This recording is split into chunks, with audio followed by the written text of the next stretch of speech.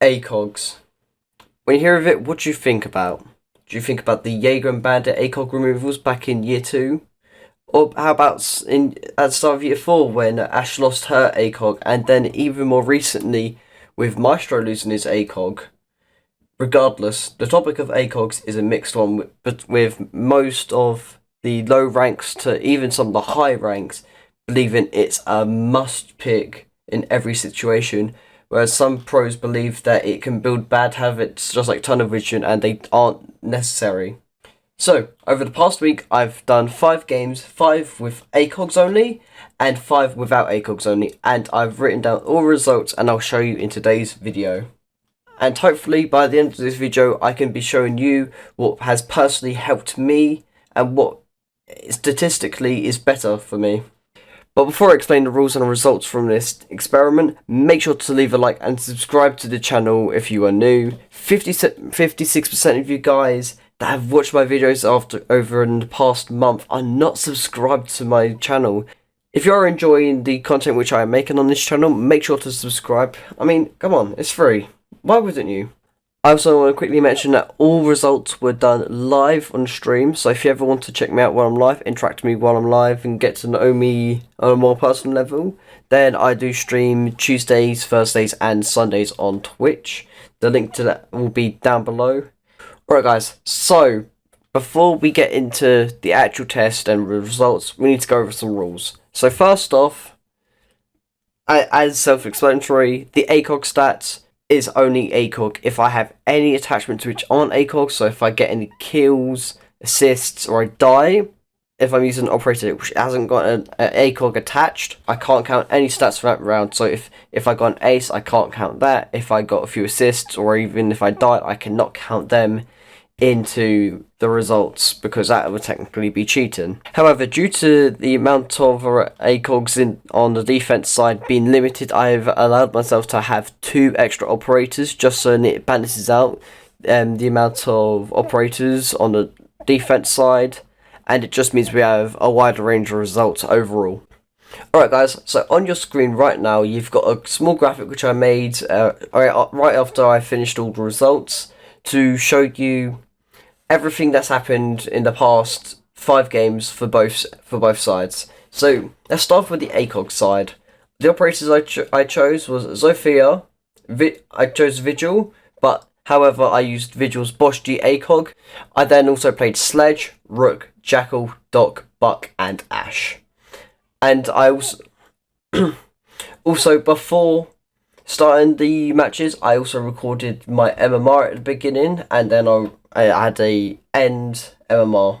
So to start with the ACOG stats, I started my MMR at 2471. I finished at 2509. So just from that, you can already see it's a positive start. I've already gone up by some elo. And getting into the kills, the KDA.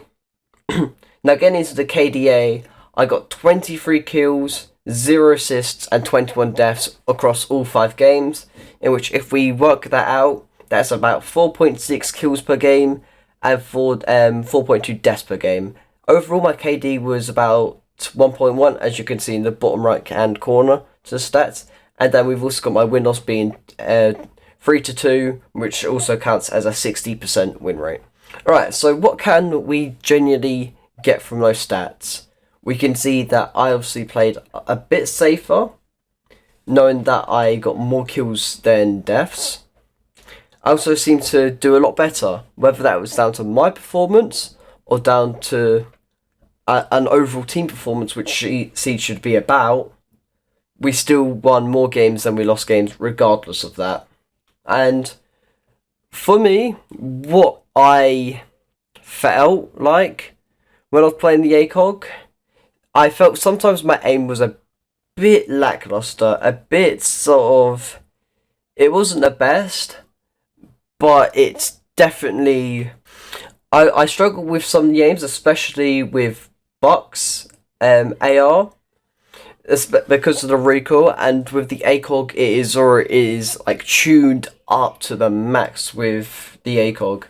Alright, so now let's quickly go into the no ACOG stats. So to start off with, the operators I played was Zofia, Vigil, Twitch, Sledge, Rook, Jackal, Ash, Buck, Jaeger, Valkyrie, and Doc. So Jaeger and Valkyrie are my two add-ons, like I mentioned in the rules before.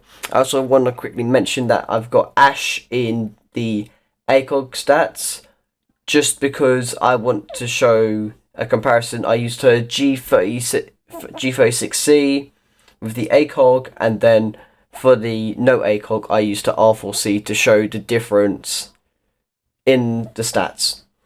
Alright, to start off with, we started off the MMR 2509, so we completely didn't touch Siege in any time in between the test, so I guess that makes it more equal, because it shows that but then sadly we did end the tests with 2473. So overall we still gained more MMR than we lost across the entire test, but that's only by 2 MMR. And if we just have a quick look in the bottom left corner of this graphic, like on the right hand side, we did lose one more game than we won. But getting into the KDA, this one's a lot different compared to the no ACOG stats. So to start off with, we got 25 kills. That's already higher. It's only by 2 kills, but that brings that kills per game up to a 5, which is a more of an equal number. Meaning it's on a consistent basis. And then onto the assists, which I was really surprised by this when I was counting up all the stats. I had 19 assists, which to me, I think that's crazy. 25 kills and 19 assists is really good in a Siege game, and with an average of 3.8 assists, it shows that you're benefiting others while also doing well for yourself and getting the kills for yourself.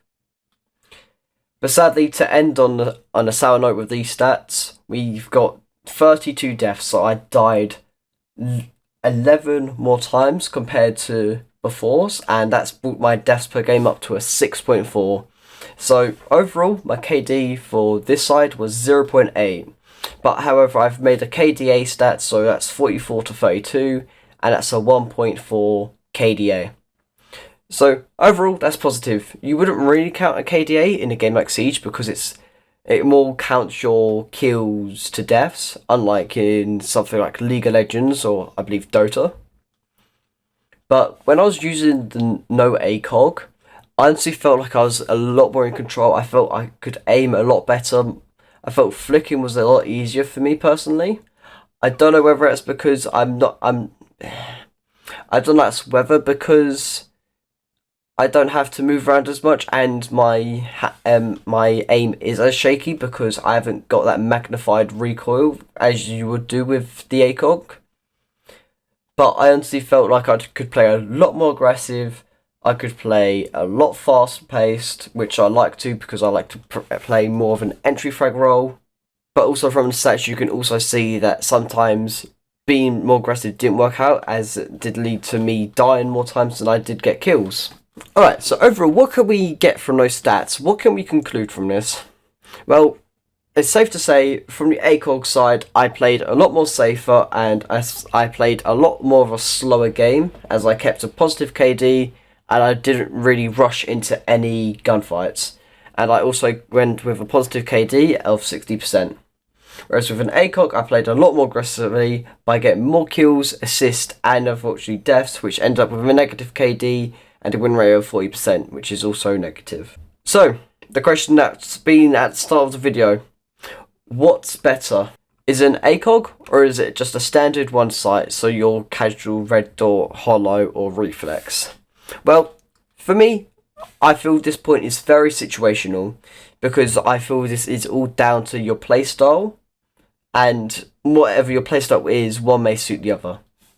So for me, I like to play a bit more aggressive. I prefer that entry fragger. I like to play the game nice and fast paced. If you're an entry fragger like me, a one-time sight is better suited to you. Whereas if you like to play a bit more further back and as a support role, and try and shoot people out from afar, an ACOG will be a lot better for you. For me, if I could choose one, like I just mentioned, I would go for the one-time scope as an entry fragger. You don't want to have your sight zoomed in a lot if you're going into really close combat, because it could affect whether you win or lose that gunfight with your if you miss the headshot. What I would do is anytime I go on attack, I would mostly play a one-time sight, as there are some other characters which do benefit from an ACOG rather than others. So as with Jackal, for example, with his C7E, I found playing with his ACOG worked a lot better than me playing with the one-time sight.